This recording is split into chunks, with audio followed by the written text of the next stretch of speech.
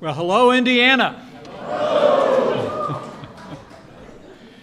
Secretary Shulkin, thank you for that overly generous introduction. More importantly, thank you for your strong leadership of the Department of Veterans Affairs. Our services to our veterans are getting better every day because of the leadership of our President and because of Secretary David Shulkin. Would you join me in thanking him one more time for the great work that he's doing?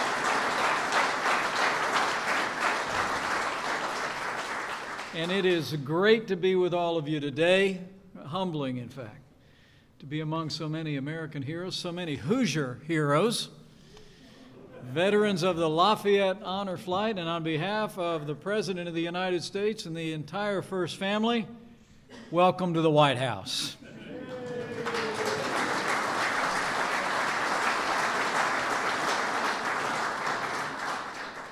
I had to stop by and see you all today. I'm going to be jumping on Air Force Two in just a little bit and headed to catch up with the President in New York City, where there's a lot going on this week with the UN General Assembly. But it really is my great honor to be able to welcome you all here today and to share a few remarks about your service and the ongoing commitment not only of this administration but of the people of the United States to all the men and women who have served and who are serving this country.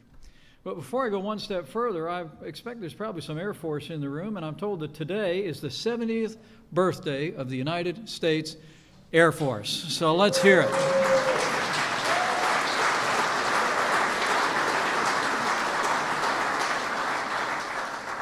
You know, the old book says, if you owe debts, pay debts. If honor, then honor. If respect, then respect.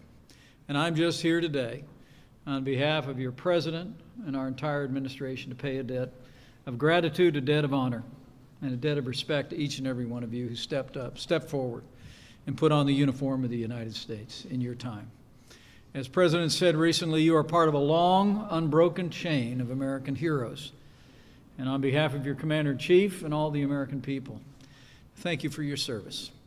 Thank you for your selfless defense of our families and the way you've stood and fought for freedom. You are, in a very real sense, the best of us.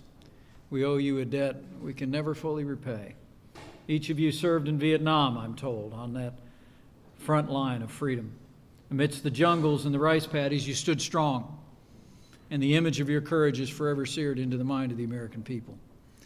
As our 40th President said, your cause was a noble cause, and you fought as well and as bravely as any Americans have ever fought in any war.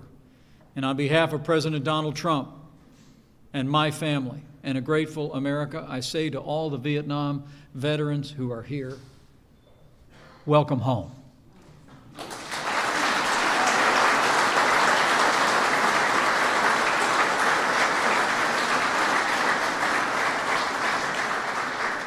Today's a part of that welcome. That ongoing, well-deserved, warm welcome home. And thanks to the Honor Flight Network, you've come here to our nation's capital to visit, I'm told, the Vietnam Memorial, the Tomb of the Unknown Soldier, and to pay your respects to those who served beside you and didn't come home.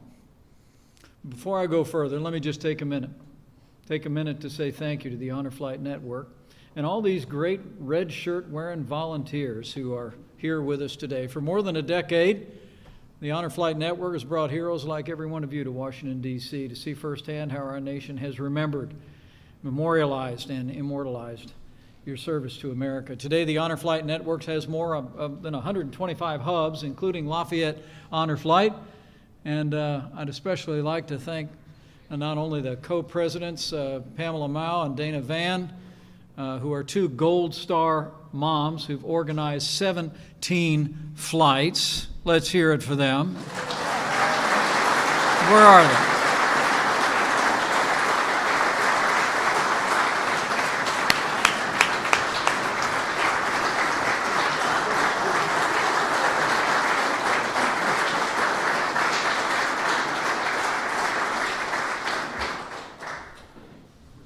But also all these red shirt wearing volunteers who are going to make this such a special day. Thank you. Thank you for loving our troops, and thank you for your family's example.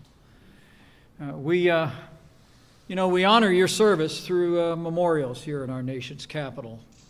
But I know every one of you would agree with our President and myself when I say we mostly honor your service by ensuring that the men and women currently serving in harm's way have the resources and training they need to accomplish their mission and come home safe.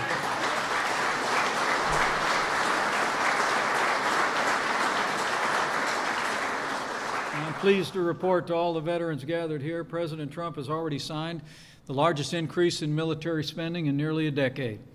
And at this very moment, we're working with the Congress to pass what will be the largest investment in military readiness since the days of Ronald Reagan. Under President Trump's leadership, I promise you, as the President likes to say, we're going to make the strongest military in the world even stronger still.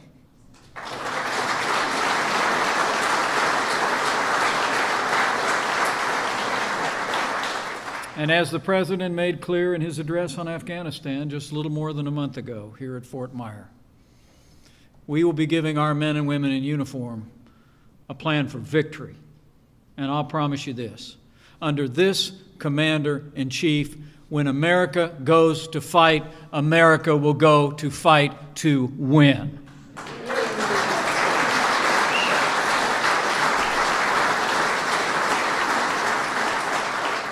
President Trump is also committed to honor your service, as he likes to say, to stand with those who protected us. And he's been busy keeping his word, the men and women who've worn the uniform of this country. President Trump's been working tirelessly to empower veterans to get the care you earned and the service and sacrifice that you deserve.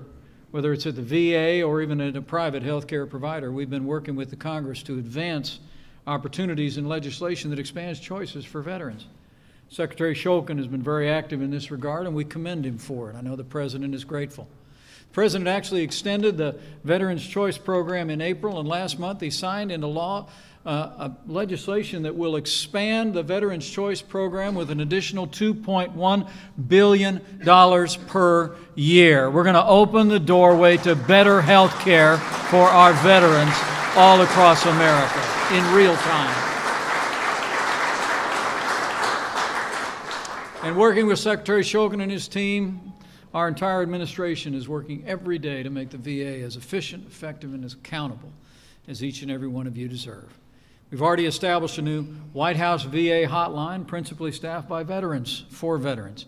And to restore the highest level of service at the VA, President Trump signed a law to enact historic protections for whistleblowers, and we're pleased to report we've already fired or suspended nearly 1,000 VA employees because this White House will never tolerate the mistreatment of American heroes.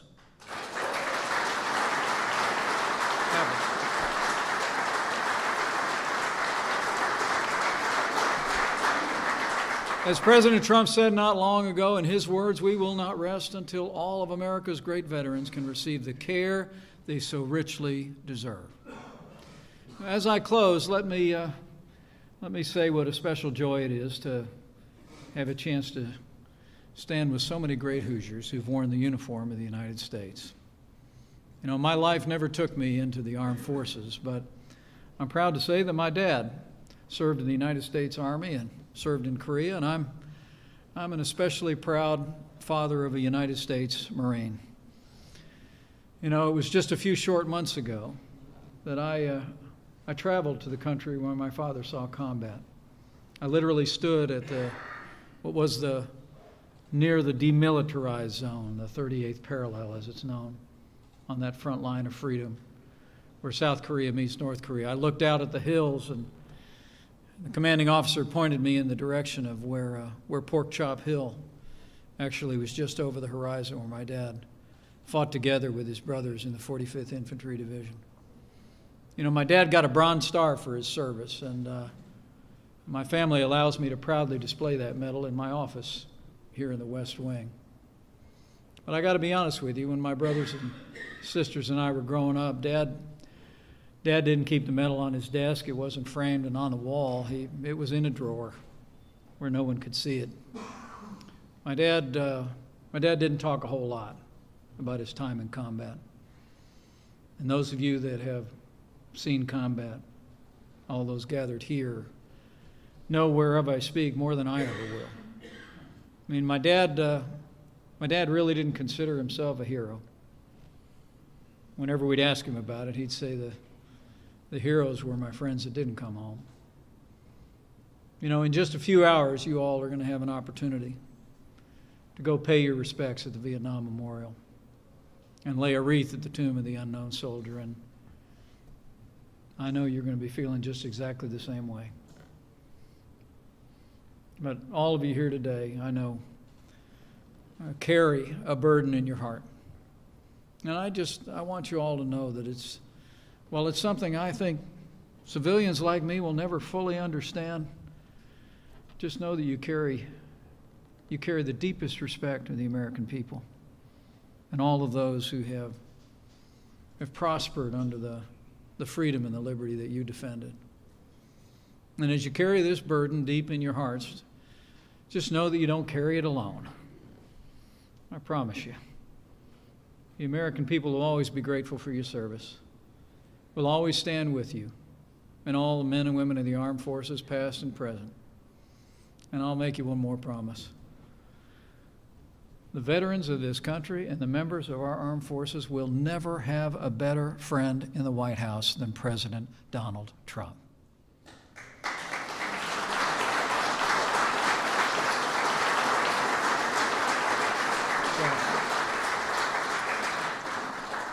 So my fellow Hoosiers, once again, welcome to Washington, D.C.